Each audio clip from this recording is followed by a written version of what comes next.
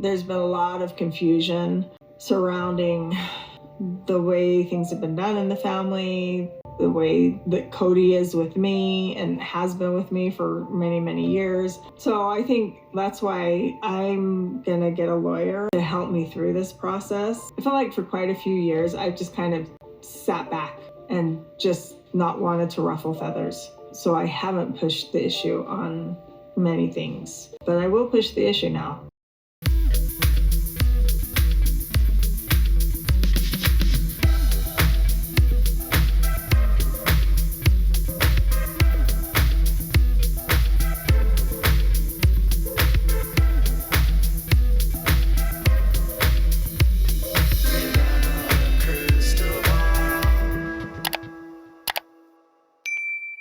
Hey friends, it's Katie from Without a Crystal Ball. Welcome back to my channel. It is Monday, January 27th, 2025. Do you remember a couple years ago, I did a video after I'd spoken to a family friend of the Browns, and they were talking to me about this divorce that occurred between Kody and Meri.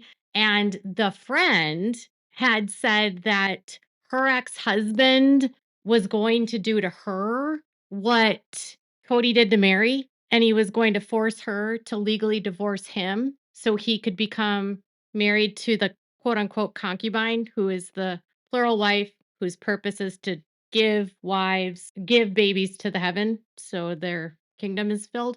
And that this person suggested that this divorce between Kody and Meri was never about adoption. It wasn't about the kids, that Meri was maybe coerced or misled, that it was going to be about this, when the truth was is that Kody wanted Meri out of the picture. He wanted more control of the money. And because Meri was the one that had been fair and had asked questions, that had tried to be equitable, Kody wanted more control. And that Robyn was the person that basically would do whatever Kody wanted and didn't ask questions as long as she got her crap. Remember that? Okay. So that just happened on the show, basically, without it being said. Meri Brown is finally acknowledging that this divorce that she went through was not about the kids, and that people suggesting to her that Kody had ulterior motives by forcing this divorce and storyline, the motive was so that Kody could have control of the money. And Meri's now starting to realize that I just spent the last decade of my life with my head in the sand trying to ask questions. But then when I would ask questions, I was the bad person, I was the problem.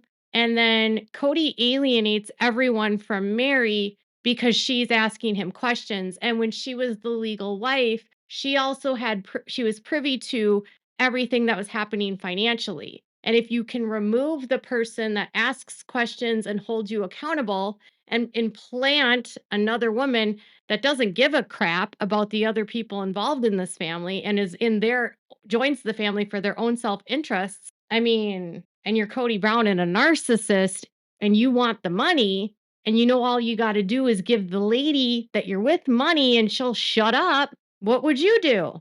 Well, Meri's brain is opening. Check it out. I have no idea why it was set up the way that it was set up. I wasn't involved in that process. I don't know, honestly, who was. It was in 4 different parcels. Kody is on every single one of them. And Robyn's on 2 of them.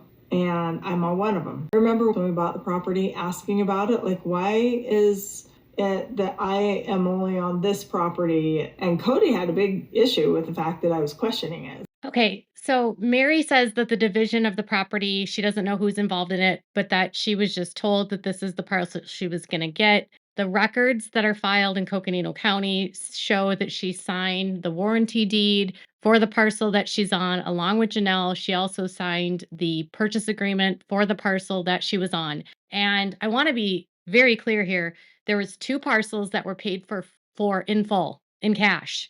Not a single one of them is Kody by himself. So Kody cannot claim that he paid for cash 92% of his own money because he is not on a single title by himself. He doesn't own any of the properties as a joint tenants in common, meaning that he would get a certain percentage of the property over someone else. He owns the property joint tenants, meaning they all get an equal share to the property. 2 lots are paid in cash. 0 of that money paid is paid by Kody and Kody alone. So he's lying about how he paid for 1 lot in cash. But the question always for viewers, and something that we've always talked about on this channel, was the move never made sense. The move only made sense unless you understood the finances of the time of Kody Brown. So he had gotten the women into loans uh, in Las Vegas on homes. And in order to afford those lives, he had to equally pay each one of the women. They each had to have an income and they had to be able to make their mortgage payments. They had used normal financing, but my guess was that they had either adjustable rate mortgages that were going to be going into a higher interest rate, or a balloon. Now, the balloon payment isn't is a theory, but it wasn't, because I did check the documents in Clark County and they were just a regular normal mortgage. So my guess is that these payments were getting too high and Kody wanted to control the money. He also wanted access to the equity of each of these homes. So what does he then do? He gets the women and he makes them move, and he says that we have to move now. I'm not staying in Vegas. I don't know why they had to move. It never made sense to me. And then when he gets to Coconino County in Flagstaff, they find Coyote Pass, and for whatever reason, he decides that this is how he's going to set up the lots, which again doesn't make sense. When they signed the purchase agreements, they had not sold any of the property, any of the houses in Vegas. So the money that they used for the down payment would have had to have come from the family pot, meaning they took $480,000 out of that family fund to pay for the lots that Meri and Janelle are on and that Christine and Robyn and Kody were on. That was money from the family fund, money from the show. But Kody is trying to make people believe that that's not what happened. And then Meri's like, well, I asked questions, and then he got mad at me for asking questions. And then once they get into Flagstaff, they sell their houses in Las Vegas.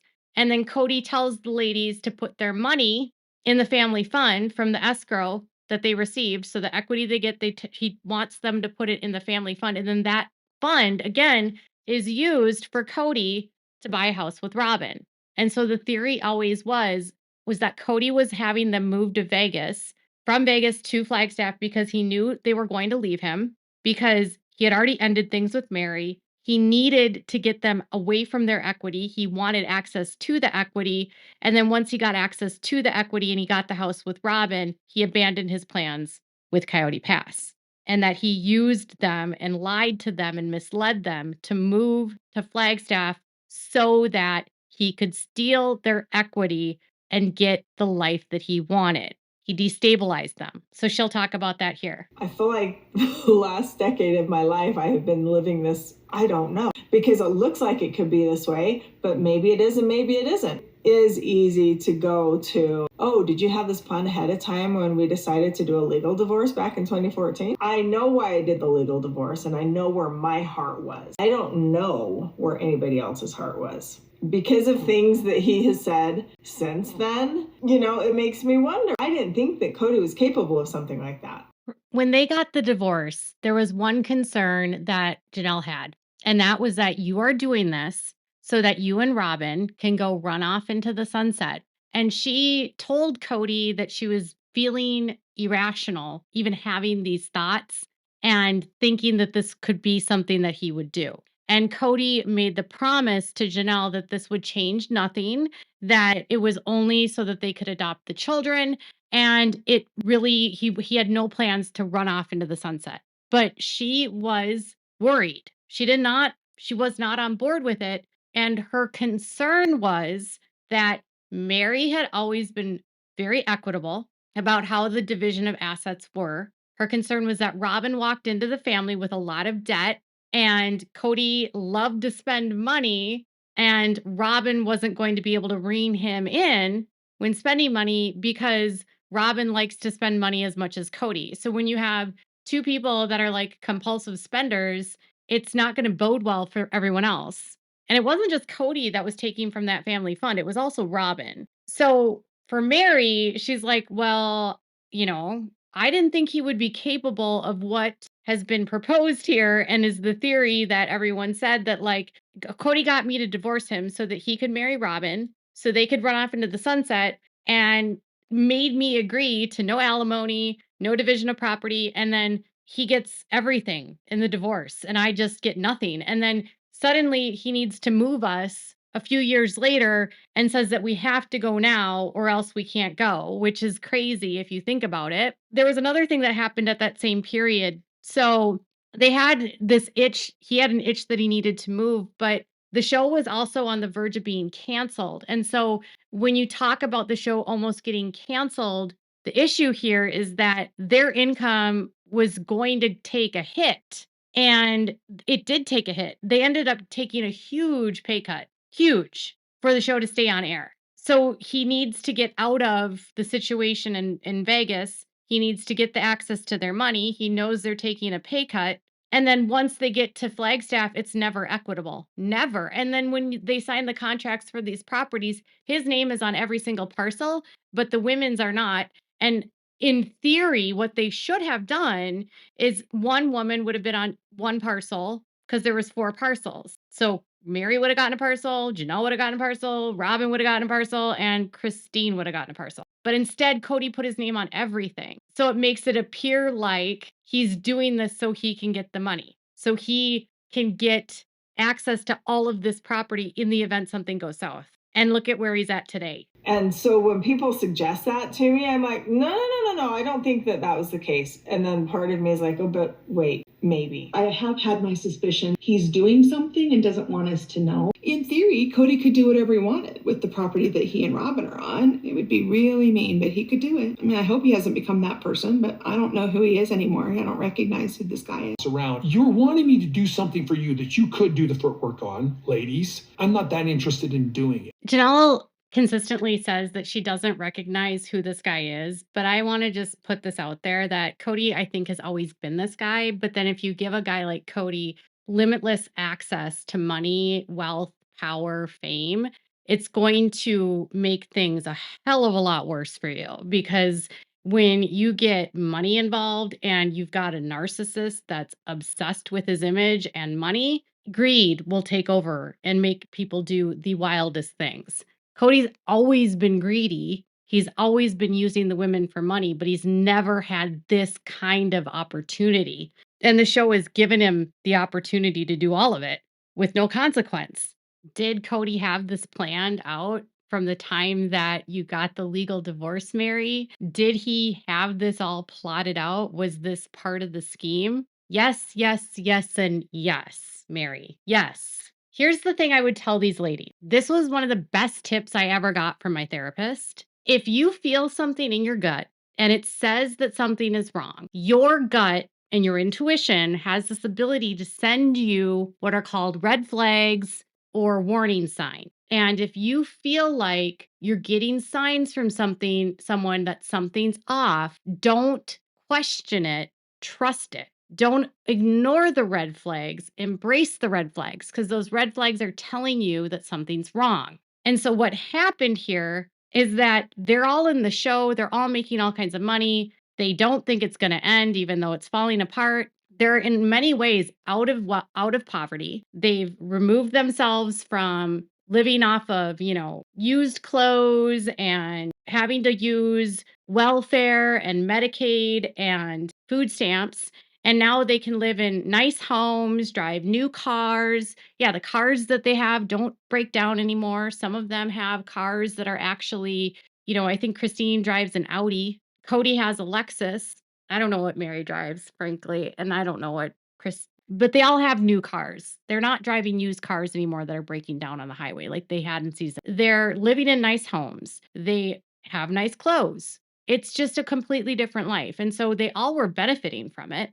And so as long as he kept them a little bit happy and gave them access to a little bit, it was fine. But then when they saw how much was going out the other direction and how much was being spent by Cody, it became obvious to them the inequity. And that was the primary issue for all of them, was inequity in time, inequity in resources, inequity in all of that.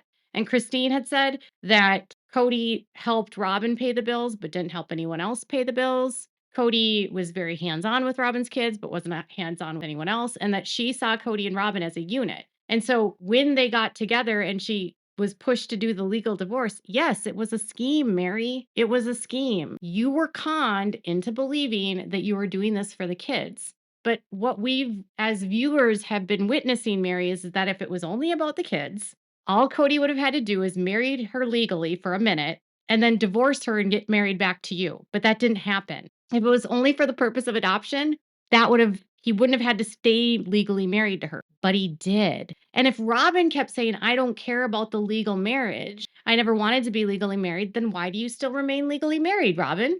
Make it make sense.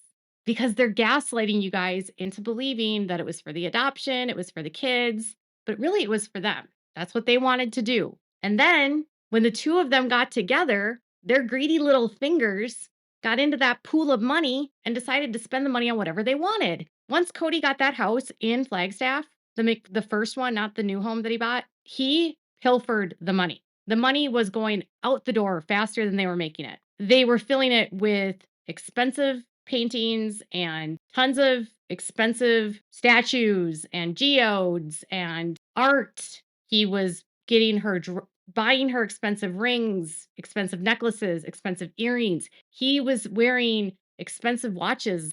He had multiple Rolexes, and so did she. But no one else had that.